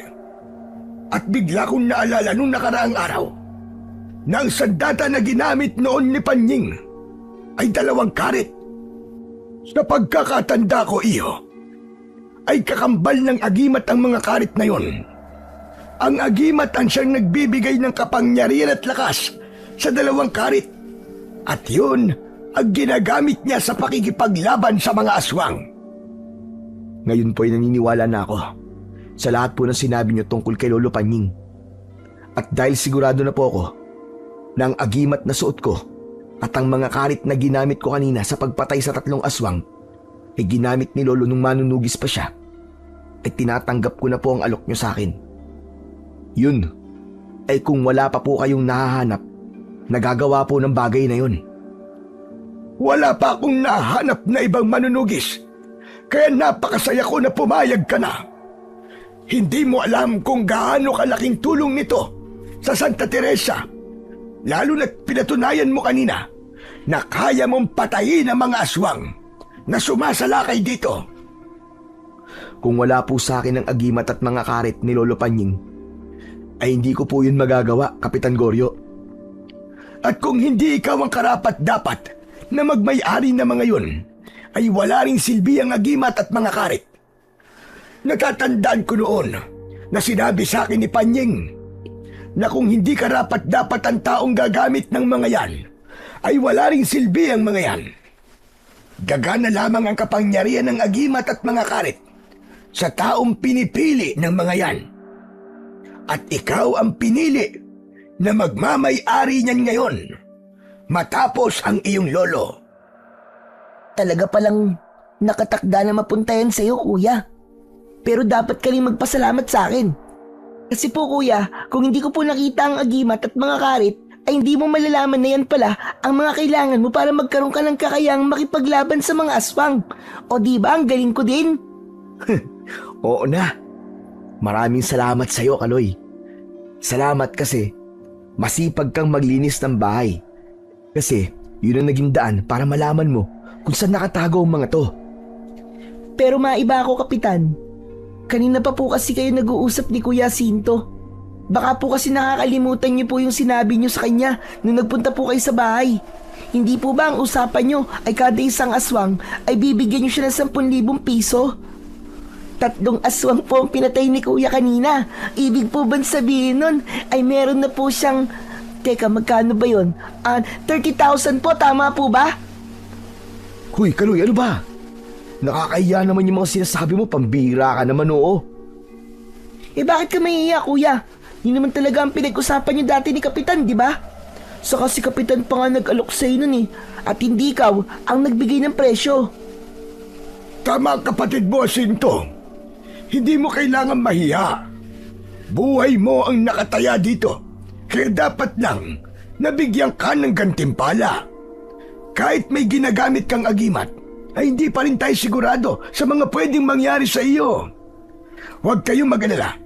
Dahil tutupad ako sa napag-usapan natin noon, hindi yun magbabago. Ano palang gusto nyo? Gusto nyo bang bayaran ko kagad kayo sa bawat aswang na mapapatay ni Jacinto o iipunin nyo muna? Hanggang sa wala ng aswang ang umatake rito. Mas maganda po siguro kung iipunin na lang po muna namin sa inyo para buo po namin makukuha yung pera. Kapitan, maraming salamat po ah. Talagang kailangan na kailangan lang po namin ng pera ngayon kasi tutubusin po namin yung nakasanla naming lupa. Yung kinatatayuan po kasi ng bahay namin, maaaring kunin po ng bangko pag di po kami nakabayad eh. Kaya tamang-tama po talaga ang pagdating niyo sa buhay namin. Ano ka ba, Jacinto? Ako ang dapat na magpasalamat sa inyo. Alam ko, sa nakita ng mga tao kanina, ay nagkaroon sila ng pag-asa na hindi habang buhay ay maghahari ang mga aswang dito sa lugar namin. Pero hindi ba, isa kang albularyo? Hindi ba sapat ang kinikita mo sa panggagamot? Hindi naman po kasi ako naniningil, Kapitan eh. Kung magkano lang po ang kayang ibigay ng mga nagpapagamot sa akin, yun lang po ang tinatanggap ko.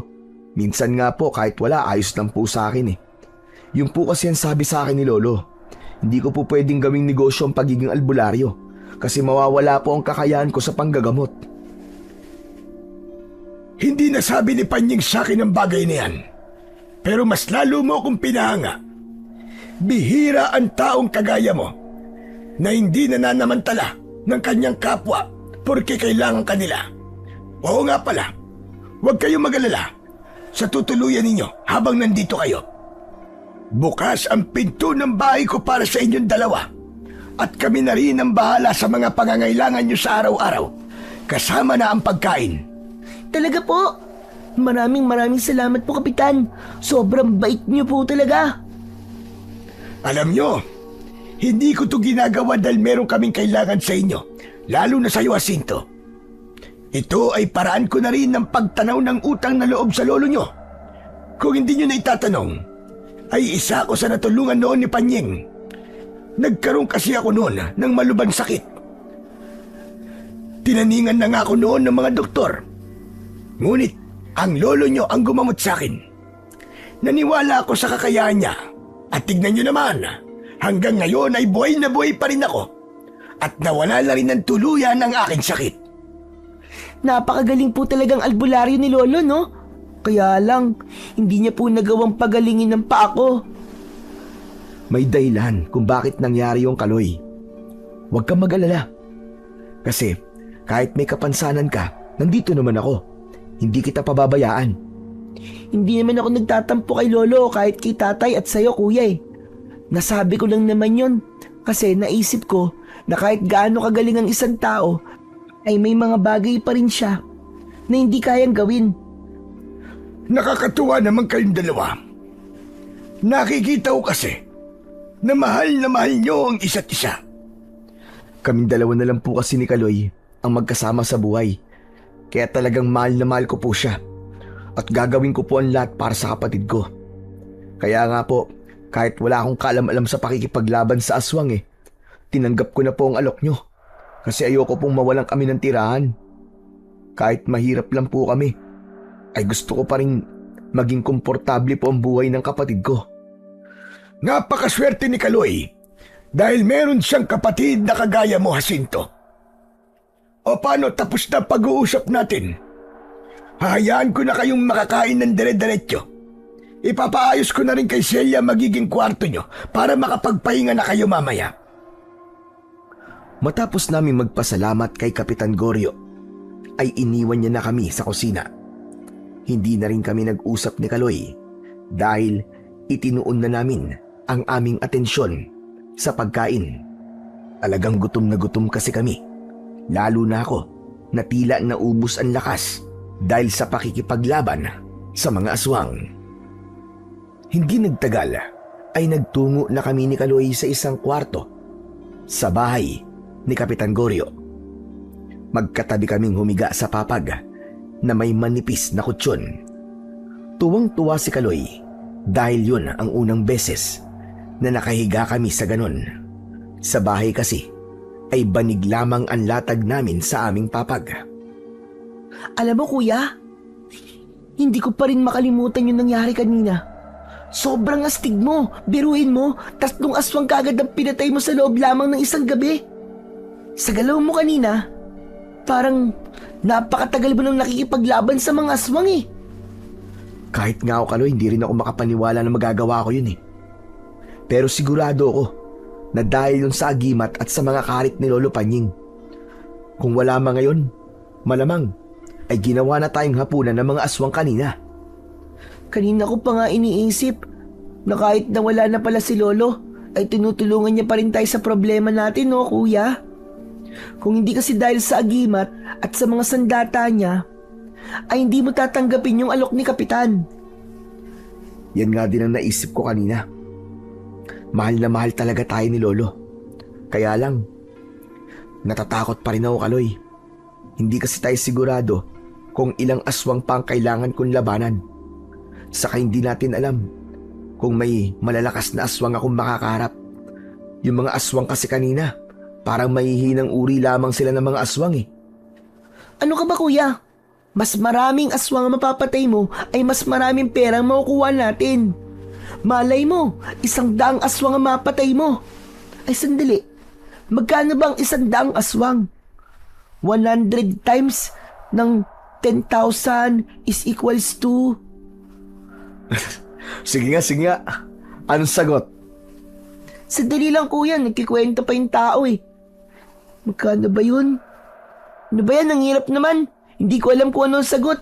Basta, kapag nakapatay ka ng ganun, sigurado, tayo na ang pinakamayaman sa baryo natin. Di ba kuya?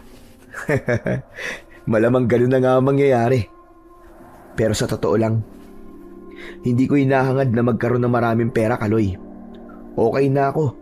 Basta't makabayad lang tayo sa bangko para hindi tayo mawalan ng bayad lupa. Yun naman kasi ang dahilan kung bakit ko ito ginagawa Oo nga pala. Ang sabi sa atin ni tatay ay huwag tayong maghangad ng sobra-sobra. Pero malay natin, di ba? Baka talagang bibigyan tayo ng maraming pera ng Diyos. Di tanggapin nilang natin. Alam mo, masyado nang humahaba tong kwentuhan natin. Ang mabuti pa matulog na tayo kasi paniguradong bukas ng gabi ay magsisimula na ang pagbabantay ko rito sa Santa Teresa. Sige kuya. Inaantok na rin ako Tumalikod na ako kay Kaloy at saka ako pumikit para matulog. Bago ako tuluyang matulog, ay taimtim kong ipinagdasal na sana ay magtagumpay ako sa lahat ng pakikipaglaban ko sa mga aswang. At sana ay parehas kaming makabalik ni Kaloy sa aming bahay ng ligtas. Kinabukasan, pagkagising namin ni Kaloy, ay may nakahanda ng almusal sa lamesa. Kasabay naming kumain sina Kapitan Goryo at Aling Celia. Maging si Aling Celia ay napakabait sa amin. Sobrang maasikaso niya, kaya hindi ko naiwasang maalala si nanay sa kanya. Oo nga pala, Sinto. Naisipan ko na ipakilala ka sa mga tao mamaya sa plaza. Gusto kong makilala nila kung sino ang pumatay sa mga aswang kagabi. Naku, wag na ho. Nakakahiya naman, Kapitan. Kahit hindi na po nila ako makilala, okay lang po sa akin yun. Pumayag ka na. Malaking bagay para sa kanila na malaman na meron ng taong nakikipaglaban sa mga aswang. Lalo na at marami sa amin ang nawawalan na ng pag-asa. Kaya nga naman kuya, pumayag ka na. Ayaw mo nun. Sisikat ka dito. Marami ang makakakilala sa iyo, panigurado. Kaloy, di ko naman gustong sumikat Sa Kapitan, nahihiya po talaga ako Hindi po kasi ako sanay na humarap po sa maraming tao Hindi ka dapat mahiya kasi wala ka namang ginagawang masama. Sige na, Sinto. Akong bahala sa'yo. Kasama mo naman ako. Kahit magsalita ka lang ng maikli sa harap ng mga tao. Sa huli, ay wala na akong nagawa, kundi ang pumayag na rin sa gusto ni Kapitan Goryo na ipakilala ko sa mga tao. Naisip ko na maliit na bagay lang naman ang hinihiling niya sa akin. Nang sandaling yon, ay napagtanto ko na parang mas madali pang makipaglaban sa mga aswang kesa sa magsalita sa harap ng maraming tao. Pagkatapos naming mag-almusal, ay sandaling umalis si Kapitan Goryo. Alam ko, nasasabihan na niya ang mga tao para sa pagtitipon sa plaza. Hindi nagtagal, ay bumalik siya at sinabi niya na kailangan na naming magtungo sa plaza dahil papunta na ron ang mga tao. Kaya naman, kahit kinakabahan ako, ay itinuloy ko pa rin ang bagay na yon. Sumama si Kaloy bilang pagpapakita sa akin ng suporta. Pagdating namin sa plaza, ay mas lalo akong kinabahan. Para bang may mga kabayong nag-uunahan sa dibdib ko. Hindi ko kasi inasahan na talagang napakaraming tao ang naroon. Nakayuko akong umakyat sa maliit na entablado kasama si Kapitan Goryo. Ang kapatid ko namang si Kaloy ay nasa harap namin at bakas sa mga mata niya ang tuwa. Ramdam ko na sobra niya akong ipinagmamalaki ng sandaling yon. Hindi nagtagal ay nagsimula ng magsalita si Kapitan Goryo. Magandang umaga sa inyo, mga kapanalig. Hindi lingid sa kaalaman ninyong lahat na ilang buwan na tayong nabubuhay sa takot dahil sa halos gabi-gabing pagsalakay ng mga aswang dito sa atin. Alam ko na marami sa inyo ang nawawalan na ng pag-asa. At alam kong alam nyo rin na matagal na akong naghahanap ng taong tutulong sa problemang pinagdadaanan ng ating lugar. Kagabi, may ilan sa inyo na nasaksiyan ng pakikipaglaban ng isang matapang na binata sa mga aswang. At yun ang unang beses na may mga aswang na namatay dito sa Santa Teresa. Unang beses na umagos ang kanilang dugo sa lupa. Kaya ngayong umaga, hayaan niyong ipakilala ko sa inyo si Jacinto, ang manunugis na tutulong sa atin upang ibalik ang katahimikan at kapayapaan sa ating lugar. Sabay-sabay na nagpalakpakan ang mga tao. Sumenya sa akin si Kapitan Goryo na parang sinabi niya na kailangan ko nang magsalita. Humakbang ako ng isa at mas lalong lumakas ang aking kaba. Pero nang nakita ko si Kaloy na nakangiti sa akin at ang pag-asa sa muka ng bawat taong nasa aking harapan, ay nabawasan kahit papano ang aking hiya at kaba. Magandang umaga po sa inyong lahat. Ako po si Jacinto. Ako po ang inatasan ni Kapitan Goryo na umubos po sa mga aswang na sumasalakay dito sa Santa Teresa. Aaminin ko po na may perang kapalit ang serbisyo na gagawin ko para sa inyong baryo. Pero hindi ko po ito ginagawa para lamang po sa pera. Kundi gusto ko rin pong ipagpatuloy ang ginagawa no ng aking lolo, na hindi lang po isang albularyo, kundi isa rin palang manunugis ng mga aswang. Gusto ko po kayong tulungan dahil naniniwala po ako na lahat tayo ay may karapatan na mamuhay ng tahimik at walang takot na dinadala. Mga kasama, ayoko pong mangako sa inyo ng kahit na ano. Pero makakaasa po kayo na gagawin ko po ang lahat para matapos ang problema nyo sa mga aswang. Samahan nyo lang po ako ng konting dasal. Maraming salamat po. Muling nagpalakpakan ang mga tao. Maging si Kaloy ay pumalakpak din at tuwang-tuwa siya sa akin. Matapos yun, ay bumaba na kami ni Kapitan Goryo sa entablado at bumalik na kami sa bahay niya.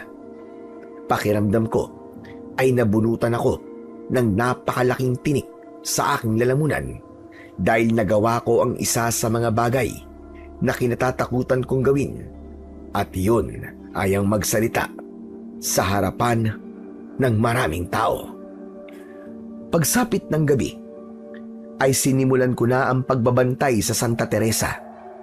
Bago ko lumabas, ay sama-sama kaming nagdasal para sa aking kaligtasan. Habang mag-isa akong naglalakad, ay ramdam ko ang kapangyarihan ng aking agimat. Nilakasan ko ang aking loob at hindi ko inalis sa isip ko ang mga dahilan kung bakit ko yun ginagawa. Hanggang sa 2 aswang ang bigla na lamang umatake sa akin. Hindi ako naging handa, kaya nagawa kong masugatan ng isa sa aking balikat. Hindi ko ininda ang sakit. Ang tanging nasa utak ko ay ang paslangin ang mga aswang. Sinimulan ko na ang pakikipaglaban. Pakiramdam ko ay may kung anong enerhiya ang gumagabay sa bawat pag-atake at pagdepensang ginagawa ko. Hindi nagtagal ay walang buhay na bumagsak ang 2 aswang. Hindi man lang ako nakaramdam ng pagod at alam kong dahil yon sa agimat. May mga taong nakakita sa ginawa ko at maya-maya pa ay lumapit sa akin si Kapitan Goryo at Kaloy. Ang galing mo talaga, kuya! 2 aswang na naman ang napatumba mo! Pero may dugo ka, kuya! Kapitan, kailangan natin dalhin si kuya sa ospital! Hindi na kailangan, Kaloy. Mababaw lang naman tong kalmot sa akin ng aswang eh. Kailangan lang nitong malinisan at malagyan ng gamot. Sigurado ka ba, Jacinto? Hindi ka na ba talaga magpapadala sa ospital? Hindi na po, Kapitan. Kaya ko naman po. Kung ganon, ay umuwi na tayo para malinisan at magamot ng sugat mo. Maraming salamat pala, Jacinto. Nang dahil sa'yo, ay nabawasan na naman ang mga aswang na sumasalakay dito sa amin. Walang anuman po, Kapitan Goryo. Ginagawa ko lang po ang tungkulin ko. Hindi nagtagal ay umuwi na kaming 3 sa bahay ni Kapitan Goryo. Agad na inihanda ni Aling Celia ang mga kailangan niya para sa paglilinis ng aking sugat. Maingat niyang nilinisan at nilagyan ng gamot ang sugat sa balikat ko. Sa huli ay nilagyan niya yon ng benda upang hindi yon madumihan at hindi magkaroon ng impeksyon. Sa mga lumipas na araw ay mas lalo naming naramdaman ni Kaloy ang kabutihan ng mag-asawang Kapitan Goryo at Aling Celia. Palagi kaming busog sa masasarap na pagkain at ipinapasyal din kami ni Kapitan Goryo sa magagandang lugar sa Santa Teresa. Mabilis din akong nakilala ng mga tao roon. Marami ang nagpapasalamat sa akin. Pero kahit tila marami na ang humahanga sa akin, ay pinili ko pa rin ang maging mapagkumbaba at hindi maging mayabang. Alam ko kasi sa sarili ko na kung hindi dahil sa agimat at mga karit ni Lolo Panying, ay hindi ako magkakaroon ng lakas ng loob na labanan ang mga aswang. Hanggang isang gabi, habang naghahapunan kami, ay nakarinig kami ng sigawan ng mga tao sa labas. Agad akong napatayo sa aking kinauupuan dahil alam ko na may mga aswang na sumasalakay. Kinuha ko ang 2 karit, pero bago pa man ako makalabas, ay 2 aswang ang pumasok sa bahay ni Kapitan Goryo. Nang sumugod sila sa amin, ay sinalubong ko sila parehas at ginilitan ko sa leeg ang mga aswang gamit ang aking matalim na karit. Ano nangyayari? Ngayon lang umatake ng ganitong oras ang mga aswang. At mukhang meron pang aswang sa labas. Kayo na po muna ang bahala rito, Kapitan. Haharapin ko po muna ang mga aswang na nasa labas. Kuya, mag-iingat ka! Tumango ako kay Kaloy at saka ako lumabas ng bahay. Doon ko nakita ang 2 pang aswang na inaatake ang mga tao. Inuna ko ang aswang na mas malapit sa aking kinaroroonan. Akmang papasok ang aswang sa isang bahay, pero mabilis akong lumapit sa kanya at itinarak ko ang karit sa kanyang batok. Hinila ko siya at nang mahugot ang karit sa kanyang katawan, ay humarap siya sa akin. Hindi ko na hinintay na umatake siya sa akin. Sabay kong itinarak sa dibdib niya ang mga karit na agad niyang ikinamatay. Sinunggaban naman ako ng isa pang aswang mula sa aking likuran. Napasigaw ako nang naramdaman ko ang pagbaon ng matutulis niyang ngipin at mga kuko sa aking balikat at tagiliran. Agad ko rin siyang sinaksak sa kanyang tagiliran at marahas kong hinugot ang karit. Tila nawala ng lakas ang aswang, kaya pinakawalan niya ako. Habang nakahandusay siya sa lupa, ay tinapos ko ang buhay niya sa pamamagitan ng pagbaon ng 2 karit sa kanyang leeg. Matapos yun, ay pinakiramdaman ko ang paligid. Nang masiguro ko na wala ng aswang, ay saka ako bumalik sa bahay ni Kapitan Goryo. Ngunit natigilan ako nang nasa pintuan na ako. Nakita ko kasi si Kaloy na hawak ng isang mas malaki at mas nakakatakot na aswang. Nakapulupot sa leeg ng kapatid ko ang braso ng aswang na yon, habang sina Kapitan Goryo at Aling Celia naman ay parehas na sugatan at duguan sa isang sulok. Jacinto! Patawarin mo ko kung hindi ko naprotektahan si Kaloy! Kuya, tulungan mo ako! Ayoko pang mamatay! Hoy ikaw! Anak ka ng teteng! Pakawalan mo ang kapatid ko kung ayaw mo matulad ka sa mga kasamaan mo! Kung ganun, ikaw pala ang manunugis na pumatay sa mga alagad ko. Magbabayad ka. Sisiguraduhin ko na pagsisisihan mo ang pakikialam mo sa mga ginagawa namin. At ikaw pala ang pinuno ng mga aswang. Ano bang pumasok sa isip nyo? At sumasalakay kayo rito ha? Bakit nyo ito ginagawa? Kailangan bang may dahilan kami? Kaya namin yung ginagawa. Ganito kami nilikha. Kayong mga tao ang aming pagkain. Nabubuhay lang kami sa paraang alam namin, gaya ninyong mga tao. Pero hindi yan sapat na dahilan para pumatay kayo ng mga inosente. Kaya pakawalan mo ang kapatid ko. At bakit ko naman pakakawalan ang pilay na ito? Mas lalo na akong nagkaroon ng dahilan para patayin siya.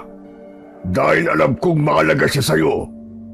Ito ang paraan ko para iganti ang mga alagad kong pinaslag mo. Itinaas ng pinuno ng mga aswang ang isa niyang kamay sa ere. Alam ko na itatarak niya ang matutulis niyang kuko sa leeg ni Kaloy. Pero bago pa niya yun magawa, ay buong lakas kong ibinato sa kanya ang isa kong karit. Umikot-ikot sa ere ang karit at sakto na tumusok yun sa nakataas na kamay ng aswang. Umalingaw-ngaw ang malakas na sigaw ng aswang at nang nabitiwan niya si Kaloy, ay mabilis na tumakbo si Kaloy papunta sa akin. Hinabol ng aswang si Kaloy, kaya tumakbo na ako para unahan ng aswang. At bago pa nagawang maabutan ng aswang ang kapatid ko, ay buong lakas kong tinaga ang leeg ng aswang gamit ang napakatalim kong karit. Halos humiwalay ang ulo ng pinuno ng mga aswang sa kanyang katawan nang walang buhay siyang bumagsak sa sahig. Umiiyak naman na yumakap sa akin si Kaloy. Kuya! Kuya, salamat! Akala ko mamamatay na ako. Akala ko magiging kwento na lang ako, kuya. Hindi ba nangako ako sa'yo na hindi kita pababayaan at palagi kitang poprotektahan? Tana, huwag ka nang umiyak. Tapos na. Ligtas na tayo, kapatid ko. Matapos yun, ay humingi kami ng tulong sa mga tao para madala sa ospital sina Kapitan Goryo at Aling Celia. Ganun na rin ang ibang nasugatan sa pag-atake ng mga aswang sa gabing yun. Hindi ko kasi dala ang mga gamit ko sa panggagamot, kaya hindi ko sila nagawang gamutin. At sa gabi rin na yun, ay naramdaman ko na tapos na ang misyon ko sa Santa Teresa. Umasa ako na wala ng aswang ang sasalakay doon dahil napatay ko na ang kanilang pinuno. Makalipas ang ilang araw, ay nakalabas na sa ospital sina Kapitan Goryo at Aling Celia. Hindi muna kami umalis ni Kaloy sa Santa Teresa. Ilang gabi pa akong nagbantay para makasiguro kami na wala na talagang aswang ang manggugulo roon. Hanggang isang umaga, pagkatapos naming mag-almusal, ay iniabot sa akin ni Kapitan Goryo ang 2 bungkus ng pera na puro tagi-1,000. Jacinto, tanggapin mo ito. Maraming salamat. Yan na ang kabayaran sa tulong na ginawa mo para sa aming lahat. Wow, kuya! Ang daming pera niyan! Sigurado ko na kasya na yan na pambayad natin sa bangko! Maraming salamat po, Kapitan Goryo. Alam niyo napakalaking tulong po talaga ng perang to para po sa amin ng kapatid ko. Makakabayad na po kami sa bangko at hindi na po nila kukunin ang bahay namin. Sa palagay ko, ay malaya na ang lugar namin mula sa mga aswang. Dahil pinatay mo na ang kanilang pinuno. Habang buhay naming tatanawin ang utang na loob na ito sa inyong magkapatid. Lalong-lalo na sa iyo, Jacinto. At utang na loob din po namin sa inyo kung bakit matutubos na po namin ang aming lupa.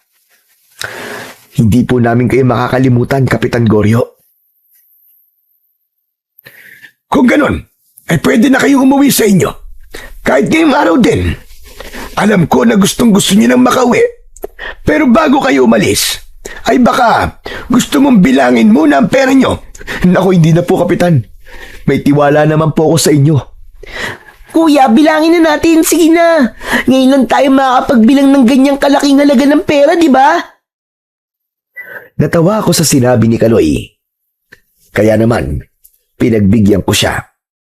Nagtulong kaming dalawa sa pagbibilang at pagkatapos ay nagtataka akong tumingin kay Kapitan Goryo. Kapitan, sobra-sobra po to. So dapat po na ibabayad niyo sa amin Nagkamali po yata kayo ng pagbibilang. Hindi ako nagkamali, Jacinto, sa pagbibilang niyan.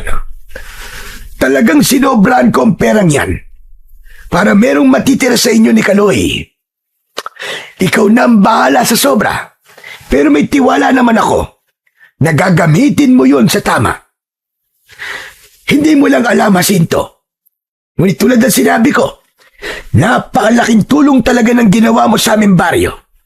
At hindi yun matutumbasan ng kahit na anong halaga ng salapi. Naiiyak kong niyakap si Kapitan Goryo. Paulit-ulit akong nagpasalamat sa kanya. Hindi nagtagal ay umalis na kami ni Kaloy. Napakagaan ng aking pakiramdam dahil alam kong umalis kami sa Santa Teresa nang wala na ang takot ng mga tao roon sa mga aswang.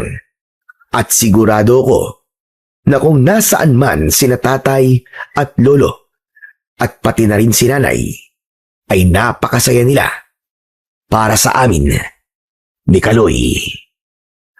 Nang nakabalik na kami ni Kaloy sa aming baryo, ay hindi na kami nag-aksaya ng oras. Kinabukasan ay nagtungo na kagad kami sa bangko at binayaran namin ang pagkakasanla ng aming lupa. Labis ang saya namin nang sa wakas ay nakuha na namin ang titulo ng lupa namin.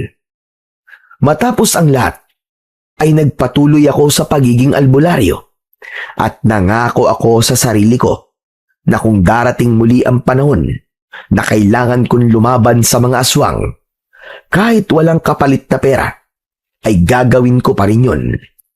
Ang sobrang pera naman na ibinigay sa amin ni Kapitan Goryo ay ginamit namin ni Kaloy sa pagtatanim ng iba't ibang gulay at ang mga yun ang aming ibinibenta.